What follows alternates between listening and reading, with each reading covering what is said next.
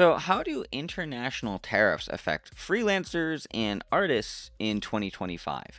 Well, first off, if you're living under a rock, there are a thing called tariffs, and those are some things that are being imposed in the US right now. And I wanted to share some of my thoughts. So, let's first quickly define what a tariff is.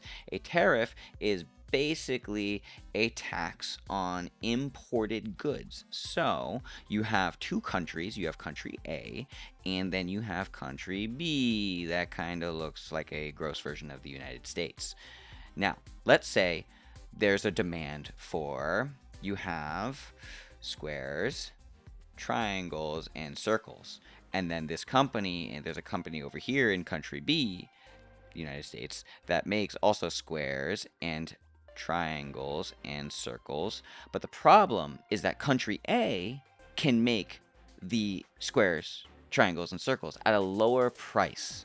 So it's cheaper for any company who maybe sells these products, the squares, triangles, and circles. It's cheaper for that company who sells the stuff to just import the squares, triangles, and circles into the United States, and it basically cuts out the middleman there. You're like, well, why would we make it here? It's cheaper for us to have country A make the stuff and then just bring it over. What a tariff is, it's a tax to get this stuff into the second country. And the reason why you do that is when you now have this tariff, it's going to cost more money to import the stuff. Hey, it's going to support local businesses to maybe make their own squares, triangles, and circles here. Now, this is a lot more complicated because there's a lot of layers to this, but basically, tariffs is a way to help promote local businesses. It's a way to negotiate from a position of power in trade negotiation. And now with the tariffs, it's like, oh, wait, well, let's just have this company make all the squares, triangles, and circles here. That's a really rough definition of tariffs and how it affects the global economy. But now I want to share with you how this affects artists, people like perhaps you and I, people who make marketing videos, who make art for companies to help sell products. We help make art to that is making the product, etc. You have a company. Let's just say they make dice. Let's go ahead and make a hexagon because that's what a D20 is shaped like, and they have a D20 and they have a company. And then you have your supply and demand graph. So in economics, you have your quantity on the X, you have your price on the Y, you have your demand right here, and you have your supply right here.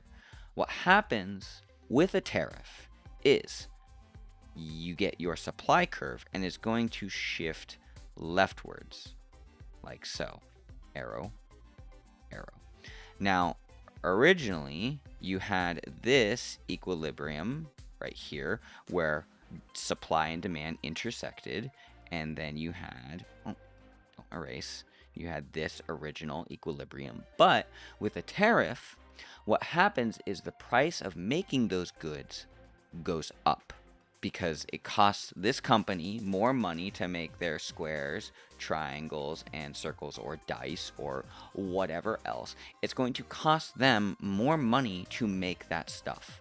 And the way company A, this company, is going to try and preserve their profits as much as possible, because company A, they want to make as much money as they did last year, this year. Let's say they made, I don't know, $50 million. They want to make ideally $50 million or more.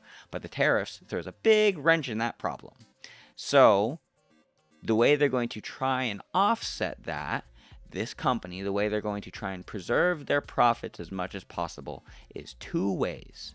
One, they're going to increase price of their goods. They're basically going to pass on the tariff costs to the consumer. People like you and I. I'm also a consumer. I like to consume things. So the tariff is going to make the price go up for our goods, which means company A is probably going to sell to less people, because as the price goes up, let's go ahead and erase this nonsense, because we are going to observe that our price is now here. Price of good go up, which means company is probably going to sell less, supply going leftward, supply in the market is going less, but they're basically going to sell less, so they're hopefully going to increase price to make sure they're making that $50 million that they were going to do. That's the first thing. Price is going to go up when it comes to a tariff. The second, how a company will respond to a tariff is they're likely going to decrease costs across the board for their company, which affects, unfortunately, our freelance friends like you and I, who also, if you're watching this, you're probably making art sort of things. So, what does this mean for people like you and I who may make commercials or who makes art for stuff, and we charge typically like $3,000 to $5,000, and the company that sold the dice, they typically pay that price because that's the price that we commanded to make the stuff. Okay, cool.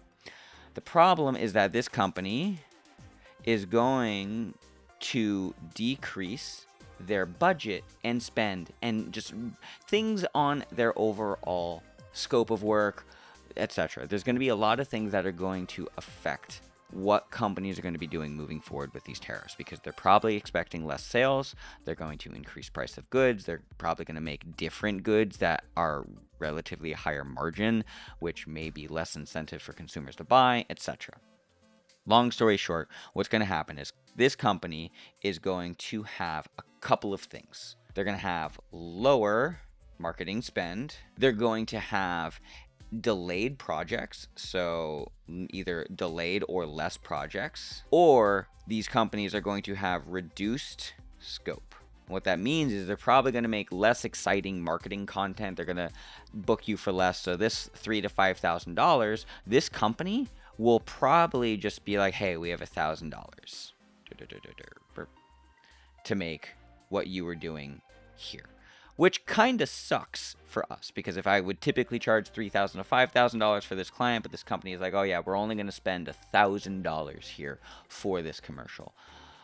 Here's what's going to happen for a lot of freelance artists. There's going to be less gigs, less opportunities for money. And to me, it is more important as an artist to stay active in the industry. So this creates a discussion of negotiation, but negotiation does not need to be a sleazy word. It's about communication and finding a workable, solvable problem. So let's just say that the typical rate that you got was the $3,000 to $5,000 on those projects, but the company is like, oh, we're trying to preserve our profits as much as possible. We only have that $1,000. Now, under most scenarios, some people be like, "Oh, I can't do that. That's not my rate. I'm just going to move on and find different clients." But if all these other companies across the board are also having much lower budget spends, here's all these different little companies here. They're all going to be spending a lot less money on marketing, etc. So what we need to do as freelancers, instead of charging our rate all the time, there's a couple things I propose. The first, what I think a lot of freelancers should do, is when clients decrease scope, we need to think as creative problem solvers. What I mean by that is, if we unfortunately need to do a project for less money, we need to find creative ways to achieve the same effect. So we make a beautiful piece of art. Let's just make a palette. Let's make stars. This is our art. Stars. Art. So with these stars and art things that we make for our clients to help them ideally sell their stuff, we need to be incredibly proactive, active. And that means is temporary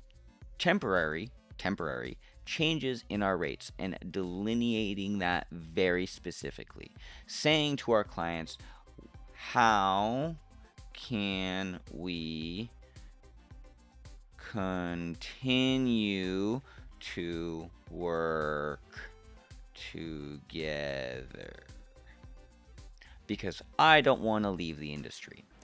This is the most important thing that I want most people to be considering asking as these tariffs happening. If your clients are decreasing their scopes, they're anticipating less sales, they're delaying projects, they are doing all the regular things to respond to tariffs, the most important thing that I'm asking, and I basically just wanted to share with all of my creative freelance friends, is how can we continue to work? How can we continue to work together? And that might be a temporary reduction in rates. But don't just say, hey, I'm going to reduce my rates. Say, how do you plan on continuing to create marketing content for your stuff? And then we as artists have a responsibility to adapt. That's the most important thing that we can do in this situation as an artist. We adapt to what the demand is changing to. Ultimately, what I'm trying to say is, if a company, they need dice, video, commercial, whatever else, for 20 company, and they need a star video art. When we consider this scenario here, the most important thing to consider is, how can we continue to make the art? How can we continue to make the stuff regardless of the rate? And I think it's very important for creative freelancers to understand their costs, know how much it actually costs you to make the thing, but can you still make the art that your clients need to help sell their products? And ultimately, when we consider being flexible in the industry and adapting to these economic changes, all of us, everyone, will be significantly better off if we continue to just try and stay focused on our goal of making art as a creative business sort of thing. Anywho, that's my rant. That's my thoughts on the tariff situation. If you appreciated this video and me putting on my economics hat for a second, let me know. If you have questions, comments, concerns, whatever else, I would love to hear your thoughts in the comment section down below. Let me know how you are staying active as a creative person who ideally makes art for money in the industry. And I will leave you with the final tip. As always, 1 gram of protein per pound of body weight. Goodbye, my friends. Bye.